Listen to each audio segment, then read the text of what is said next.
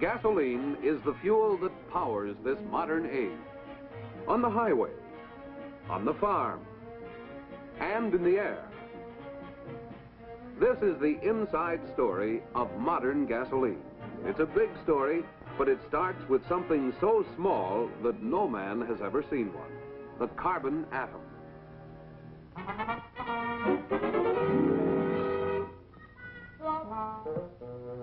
Hello, folks. I'm a carbon atom, and since I'm an essential part of each of the hydrocarbons in crude oil, I'm here to give you the inside dope on gasoline. I'm the smallest possible particle of carbon. Why I'm so small, 1,000 billion atoms like me could dance on the head of a pin. Scientists know I act as though I had 4 arms, and these fellows, who are the hydrogen members of this combination, have only 1 arm. We're going to form a molecule. Watch. I grab hold of hydrogens like this, then another carbon. In doing this, we make a kind of chain. See? When we're together, the combination is a hydrocarbon molecule, one of the many, many different hydrocarbons. For instance, we have formed a typical gasoline molecule. Now I want you to meet some of my relatives who form in the same way but have different patterns. I'm another hydrocarbon, a gas molecule. My size makes me a typical kerosene molecule. I'm one of the fuel oil molecules.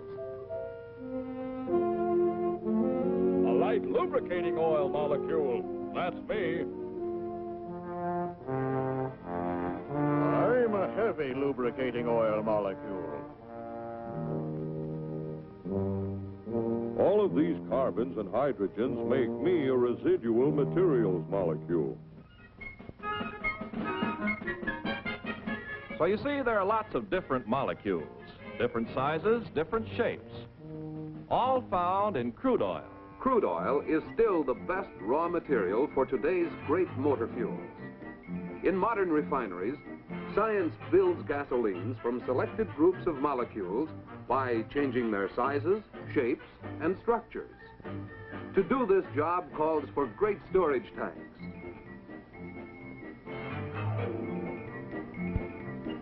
Batteries of pumps.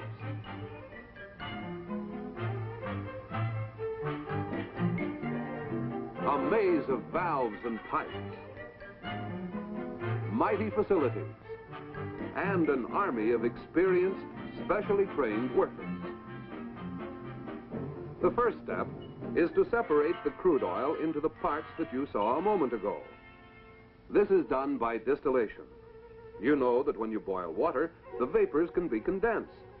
The same principle is used in distilling crude oil. Giant units with bubble towers condense vapors just as the cold tumbler did. Here, in a single tower, much simplified, crude oil is separated into the different fractions needed for gasoline, kerosene, fuel oil, and other petroleum products. Here we see the crude oil being heated. Most of it is vaporized. At the bottom of the bubble tower, unvaporized large molecules of heavy lube oil and residual materials are drawn off. At the second level, the light lube oil is condensed out of the vapor and withdrawn. At the third level, the largest of the lighter remaining molecules condense to form the fuel oil cut. At the fourth level, kerosene is condensed and drawn off. At the fifth level, the gasoline molecules become liquid, leaving the very light gas molecules to go out the top of the bubble tower.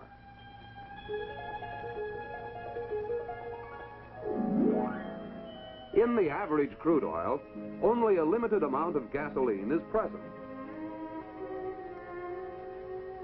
So let's see what we might get from this simple distillation. A barrel of crude oil produces 20% residual fuel oil and asphalt, 7% lube oil and wax, 39% gas oil and fuel oil, 15% kerosene, 1% gas, and gasoline only 18%. Not nearly enough for today's millions of cars. But science came to the rescue by inventing the cracking process, enabling refiners to make more than twice as much gasoline from each barrel of crude.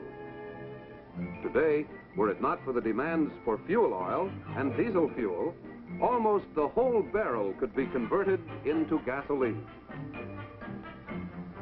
By making more gasoline, cracking has conserved our natural resources and at the same time made gasolines of higher anti-knock quality for greater performance and economy. Here's a typical gas oil molecule to be cracked. You're already familiar with the way it's constructed. To crack it, heat is applied under precisely controlled conditions, more heat than is needed for distillation.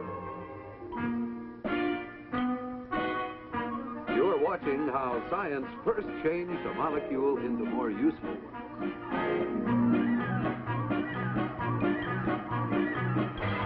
On the left are two gasoline molecules. On the right are gas and carbon, all obtained from cracking one gas oil molecule. Thus, science first created gasoline where none existed before, high anti-knock gasoline. Here is one of the great units that produce gasoline molecules by cracking tens of thousands of barrels of gasoline each day.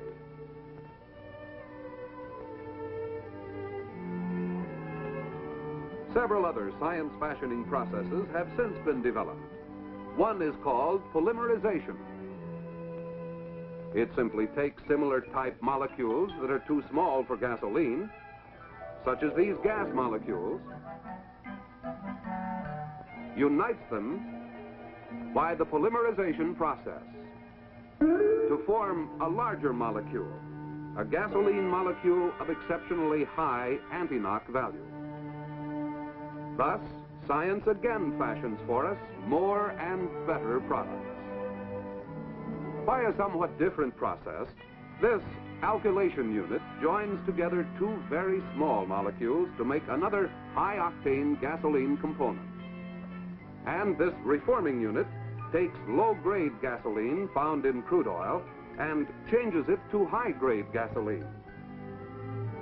In many of these processes, and in the latest cracking process, the science fashioning is accomplished by a catalyst, a material that promotes reactions of other substances.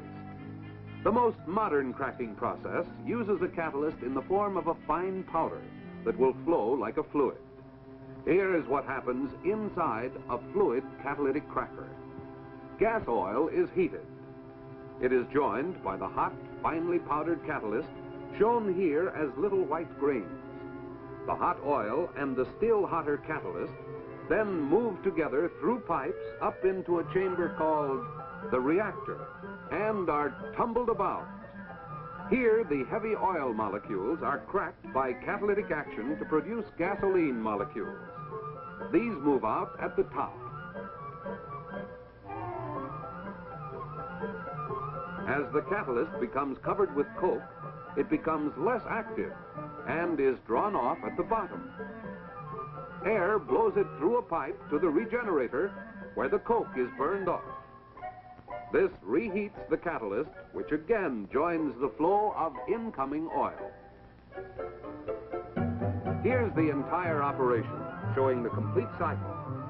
Notice that the same catalyst is used over and over in this modern method of gasoline manufacture. It takes a complicated unit to do the job. Every 2 minutes, a whole carload of catalyst passes through the lines. 16 stories high, each of these big cat crackers can produce enough gasoline in one day to last the average motorist 1,000 years. Contrast the modern unit you've just seen with this historic Burton cracking still at Whiting, Indiana, the first successful commercial cracking unit. Though the amount of oil in today's catalytic cracking units is actually less than in the old Burton units, the catalyst cracks the gas oil more than 7,000 times faster and so permits much greater throughput. It is one more demonstration of serving through science. The average driver may not know a cat cracker from a firecracker, but he wants top performance when he starts the engine. The right volatility allows the engine to warm up without coughing or sputtering. But starting and warm-up are not the whole story. In all seasons, the driver wants quick acceleration and a lot of other things. He wants full power on the highway. He wants long mileage and economy. And all of these things call for a scientific balance of gasoline components. You know how easy it is to ignite gas, which is made up of small molecules. Here's a mixture of liquid hydrocarbons so light and volatile that the heat of a hand will make it boil.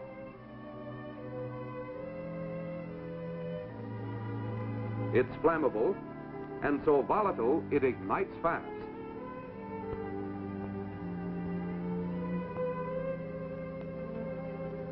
Now, here are some of the heavier, less volatile hydrocarbons. The lighted taper does not ignite them. Yet, when vaporized and burned in an engine, they pack a lot of power and give mileage. To make a gasoline blend that will have a proper combination of volatility characteristics, first we put in the very light hydrocarbons for quick starting. The next heavier ones have rapid warm-up. Then some that give instant live power acceleration. And a final portion for full power and good mileage out on the highway. The blended gasoline has the desired range of performance with economy because it contains just the right groups of hydrocarbon molecules. One for instant starting, but so active that in the summer it should be used only in moderation. One for rapid warm-up. One for smooth acceleration. And one for full power and good mileage. Molecules that work together. A harmonious team.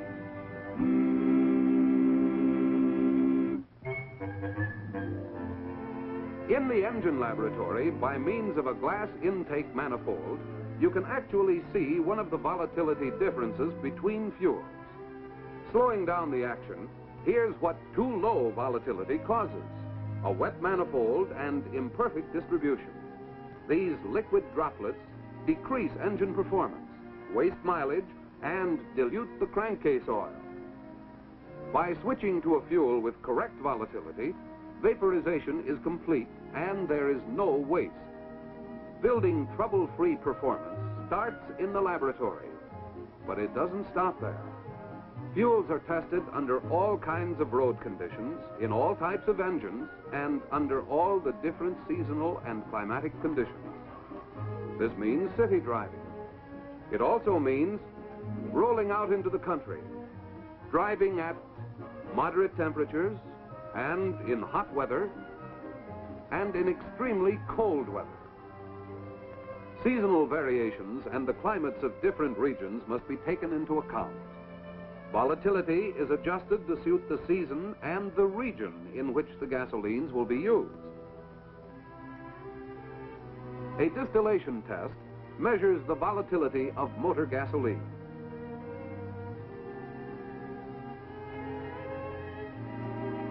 This is the test which determines how the various components of the gasoline have been blended. But volatility is only one major requirement. What about this? Listen. Fuel knot that needs to be prevented. Let's go back to the laboratory and get this part of the story. The motorist wants smooth, controlled application of power. Using a special demonstrator, I shall show the difference between poor performance and good performance. Now, with the hard face of this mallet, I strike the piston. The piston, you see, receives a punishing rap, showing how power is wasted when gasoline knocks. This time, I shall use the cushion face of the mallet to show what happens when gasoline does not knock. smooth, useful power propels the piston, sends the crank spinning. The performance difference you've seen is a mighty important one that you ought to understand better. So let's look inside the engine by means of animation and see what happens when the fuel burns.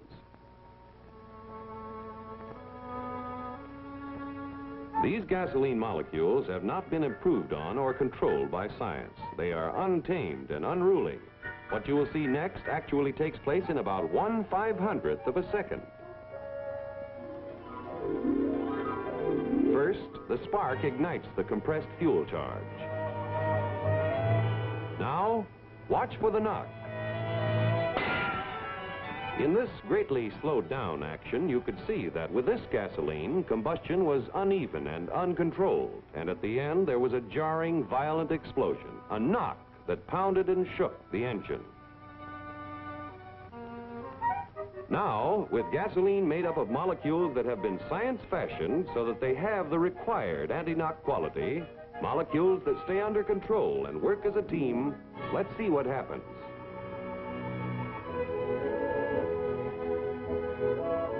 Note in this case that the combustion is more uniform, and there is no knock. The big difference, as you could see, is that with gasoline of the required anti-knock quality, there is no knock. Combustion is smooth and even and completely under control. In the modern high-compression engine, modern gasoline gives the greater performance required today. The car accelerates more rapidly, climbs hills faster, travels more miles per gallon. In addition to fashioning the molecules to prevent fuel knock, refineries usually add minute quantities of tetraethyl lead to help accomplish the same purpose. This model shows how just the right amount of fluid containing tetraethyl lead and dye is added to the gasoline.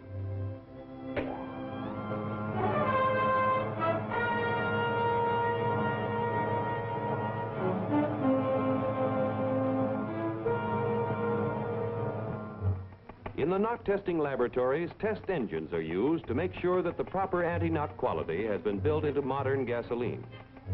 The high anti-knock reference fuel is called isooctane, hence the expression octane number. This test engine is equipped with a dial indicator that shows just how badly the engine is knocking. With a fuel of low octane number, here's how it sounds. Switching to a high octane number fuel, the knocking diminishes and finally fades out completely.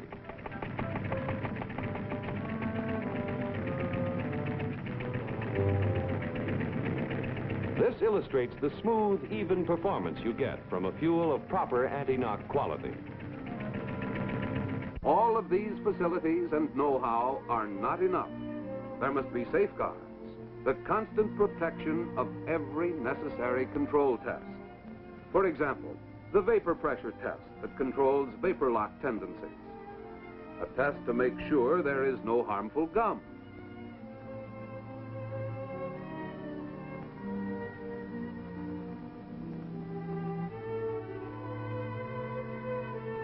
Another to make sure that today's fine gasolines will not deteriorate in storage. A test that guards against corrosive impurities.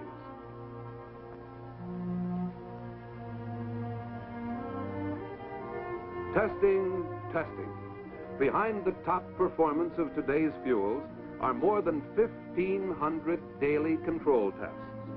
But what about tomorrow's fuels, the fuels of the future?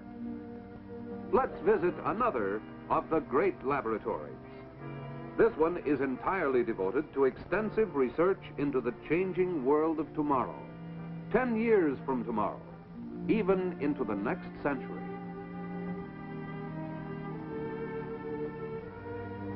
Here are some of the country's most capable scientists, and hundreds of men like these are also working on more and better products.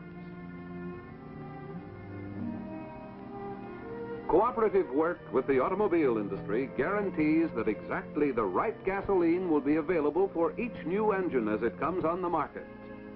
Engine design changes are studied. Perhaps more critical fuel requirements and new operating problems are found. The progressive gasoline refiner may discover a need to change his basic fuel components or provide new ones in order to meet the new requirements. He may also discover a need to employ special additives. Such additives, expertly blended in, are capable of doing some things that gasoline alone cannot do. They already are contributing importantly to the building of today's fine fuels. Similar new developments may contribute much more in the future. It takes all this and more to build today's great motor fuels, while steadily developing the power and the performance for tomorrow's engines. One of the latest achievements in gasoline science fashioning is catalytic reforming. It uses a platinum-containing catalyst. Step by step, unit by unit, the art of science fashioning is advanced, continuing progress that has become a tradition in the industry.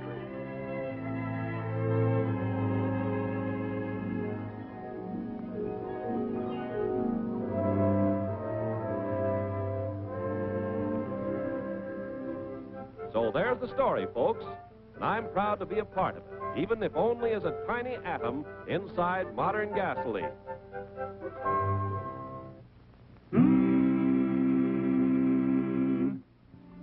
Now you know something of the great story behind the gasoline you use, whether it's delivered to you on a farm or on the driveway of a service station.